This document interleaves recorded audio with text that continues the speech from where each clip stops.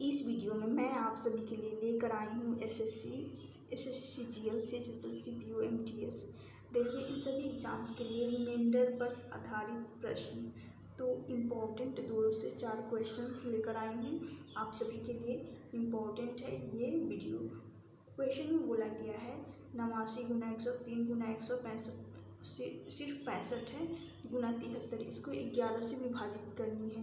तो शेषफल का ऐसा प्रश्न पूछा जाता है। तो 79 है इंटू मल्टीप्लाई 103 103 इंटू 65 गुना 73 है।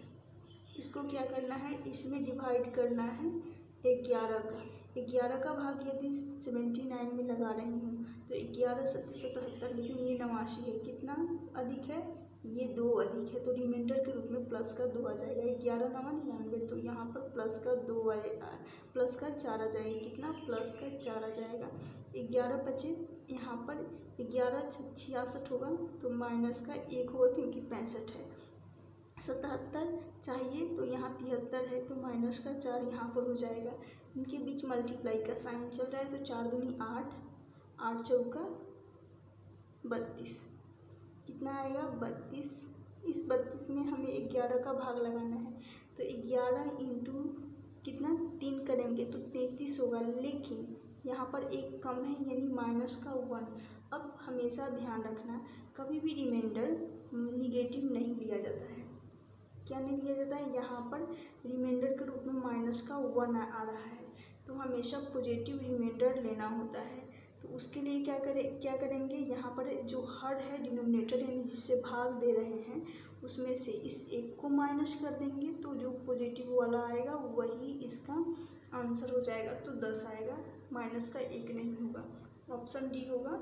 नेक्स्ट प्रश्न की तरफ चल रही हूँ। नेक्स्ट है 40 का पावर 28, इसको 29 से भाग करने पर शेषफल क्या आना चाहिए। तो जब भी इस प्रश्न को करने के लिए एक फॉर्मेट थ्योरम याद होना आवश्यक है। फॉर्मेट थ्योरम क्या होता है, तो ये होता है फॉर्मेट थ्योरम। इसमें क्या होता है, जो n है यानी बेस n है और इस n का पावर p प्लस देखिएगा फॉर्मेट थ्योरम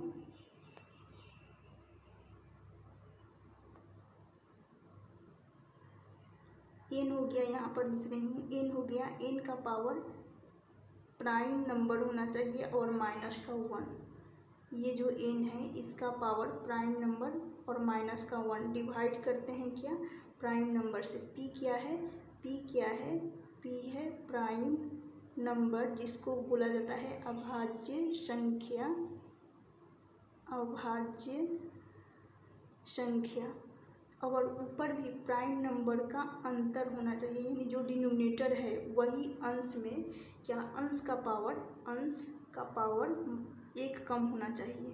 तो इस प्रश्न में जो कि किसके बराबर होता है, तो ये हमेशा 1 के बराबर होता है। फिर से ध्यान दीजिएगा, n है, n का पावर एक प्राइम नंबर है और उस प्राइम नंबर का -1 करते हैं और बटा में प्राइम नंबर होता है तो हमेशा एक आंसर आता है। क्या आता है, हमेशा एक आंसर होता है। तो जैसे कि यहाँ पर देखिएगा 40 है, इस 40 का पावर यहाँ पर 28 है और बटा में 29 से विभाजित किया जाता है और 29 क्या है, 29 एक प्राइम नंबर है यानी अभाज्य संख्या है।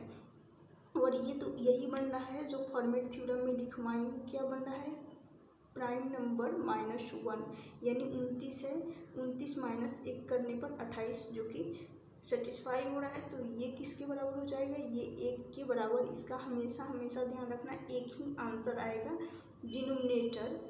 जो डिनोमिनेटर है ये जो संख्या n है इसका पावर से एक डिनोमिनेटर से पावर 1 कम होना चाहिए। जो यहाँ पर संख्या दे रखी है उस संख्या का पावर किससे हर से 1 कम होना चाहिए, तो हमेशा एक आंसर आएगा। क्लियर। अब नेक्स्ट प्रश्न इसी टाइप पर एक और प्रश्न देख लीजिए ताकि क्लियर हो जाएगा। बोला गया है 187 का पावर 82 बटा 83 है, इसका शेषफल ज्ञात करनी है। यानी यहाँ पर ये इस प्रकार से प्रश्न है 187 इसका पावर 82 दे रखा है और बटा में 83 है। ये 83 क्या है? 83 एक प्राइम नंबर है, यानी अभाज्य संख्या। क्या है? अभाज्य संख्या।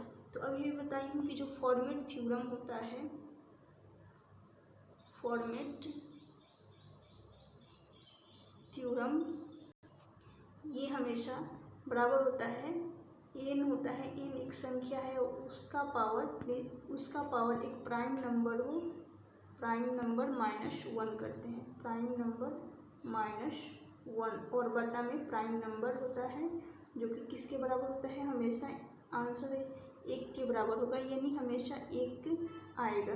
तो यहाँ पर सेटिस्फाई हो रहा है कि यहाँ पर p-1 है, प्राइम नंबर में से 1 घटाया गया है, प्राइम नंबर माइनस का 1 बन रहा है, तो हमेशा 1, इसका भी आंसर 1 ही होगा।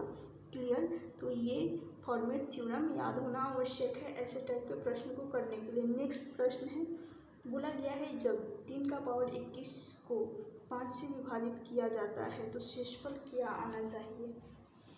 क्या आना चाहिए? तो इसके लिए यहाँ देखिएगा 3 है, इस 3 का पावर 21 है, इसको हमें 5 से विभाजित करनी है। तो जैसे कि कंसेप्ट फॉर्मेट थ्योरम का बताई हूँ कि बटा में यहाँ पर प्राइम नंबर होना चाहिए। क्या होना चाहिए? प्राइम नंबर यानी अभाज्य संख्या होना चाहिए, और अंश में क्या होना चाहिए? Prime number -1। क्या होना चाहिए? प्राइम नंबर यानी अंश का पावर जो होना चाहिए प्राइम नंबर -1। तो ये सेटिस्फाई तो हो नहीं रहा है, तो इसको सेटिस्फाई करने के लिए हमें इस पावर को तोड़कर लिखना होगा। कैसे? तो देखिएगा 3 है, इस 3 का पावर 21 है, तो 21 को क्या करेंगे? 3 का पावर 5 लिखेंगे, और इसमें इसको 5 को ब्रैकेट के अंदर रखेंगे। क्यों? क्योंकि ब्रैकेट के यदि अंदर आ जाता है और इसका पावर 4 कर देंगे तो यहाँ पर ब्रैकेट के अंदर और पावर के साथ मल्टीप्लाई हो जाएगा, ब्रैकेट है तो मल्टीप्लाई होकर यहाँ से क्या बन जाएगा? 20 हो जाएगा। ऑलरेडी पावर यहाँ पर टोटल 21 है और यहाँ से आ गया 20, और कितने पावर बच रहा है? तो ध्यान से देखिएगा, और पावर बचेगा 1, राइट? तो 3 है, बेस 3 है, तो इस 3 का पावर 1 कर लेंगे, और डिनोमिनेटर में क्या दे रखा है? 5 है। तो ये तो वही बन गया जो हमें चाहिए था, जिसको हमें रिक्वायरमेंट थी। तो बटा में प्राइम नंबर जो कि 5 एक प्राइम नंबर है, और अंश में जो ये दे रखा है ये क्या है? Prime number -1। यही तो बन रहा है 4, 1 कम होना चाहिए। पिछले प्रश्न में बता चुकी हूँ, जो हार्ड होता है उससे 1 कम कौन सी पावर होनी चाहिए, तो 1 कम है ही, सेटिस्फाई हो रहा है। अब चलिए इस प्रश्न को, तो यहाँ से इस पूरे फ्रैक्शन से क्या आ जाएगा? हमें मिलेगा 1 मिल जाएगा आंसर। क्लियर? यहाँ से क्लियर हो गया। अब बचा हुआ है इस 3, तो इस 3 को भी सॉल्व कर लेते हैं। तो इस 3 को करेंगे यहाँ पर, तो 3 एकम 3, यहाँ से तो 1 आ गया पूरे पार्ट से, तो 3 एकम 3 मल्टीप्लाई करने पर यहाँ से आ जाएगा सिर्फ और सिर्फ 3। अब इस 3 में हमें 5 का भाग लगाना है। तो ध्यान रखना, जब भी रिमाइंडर का प्रश्न हो, और रिमाइंडर के प्रश्न में जो न्यूमरेटर होता है, क्या न्यूमरेटर यानी अंश डिनोमिनेटर से छोटा हो, क्या हो डिनोमिनेटर से छोटा हो, तो यही आंसर हो जाता है, जो अंश होता है वही। तो 3 इस प्रश्न का सही आंसर हो जाएगा, ऑप्शन डी। तो हमेशा ध्यान रखना कि रिमाइंडर का प्रश्न करते वक्त जो न्यूमरेटर होता है, डिनोमिनेटर यानी अंश हर से कम होता है, तो वही आंसर हो जाता है। नेक्स्ट प्रश्न की तरफ चल रही हूँ। नेक्स्ट है, बोला गया है 17 का पावर 200 को 18 से विभाजित करने पर आंसर क्या आएगा, यही बोला गया, यानी शेषफल क्या आएगा। तो इसके लिए क्या करेंगे? ये सिंपल है, बस ये जो 18 है इसमें इसका डिवाइड किसमें करना है? 17 का पावर 200 में करना है। तो देखिएगा 18 का यदि मैं 17 में भाग लगा रही हूँ, तो यहाँ से रिमाइंडर के रूप में क्या बचेगा? 1 माइनस का 1, क्योंकि ये 17 है तो माइनस का 1, यदि 1 और होता तो ये पूरी तरह से कट जाता। तो यहाँ से क्या बना है? माइनस का 1 रिमाइंडर आ रहा है, और 1 रिमाइंडर आ रहा है, इसका पावर 200 है। 200 क्या है? एक सम घात है। क्या है? सम घात, यानी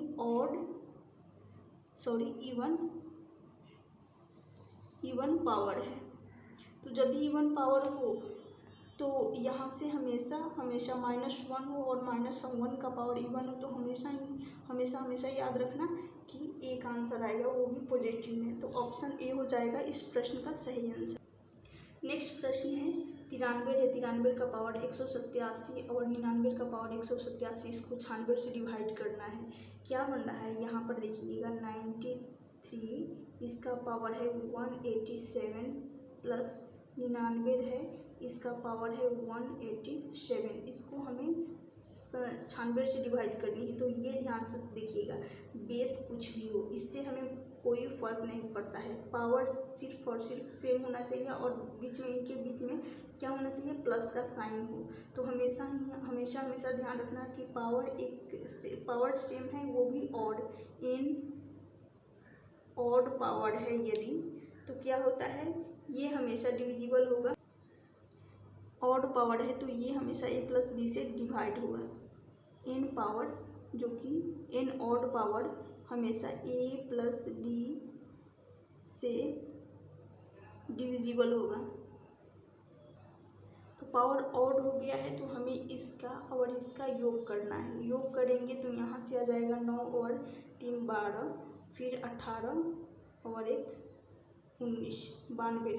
पावर सेम है तो इससे हमें कोई मतलब, उस पावर सेम भी है और ऑड भी है, इनके बीच प्लस का साइन है तो बराबर हो गया। इससे हमें कोई मतलब नहीं है, सिर्फ इनको जोड़ना है। जोड़कर किसमें, ये जो 96 है इससे डिवाइड करेंगे तो यहाँ से पूरी तरह से कट जाएगा और रिमाइंडर क्या बचेगा, रिमाइंडर 0 आ जाएगा। ऑप्शन हो जाएगा सी।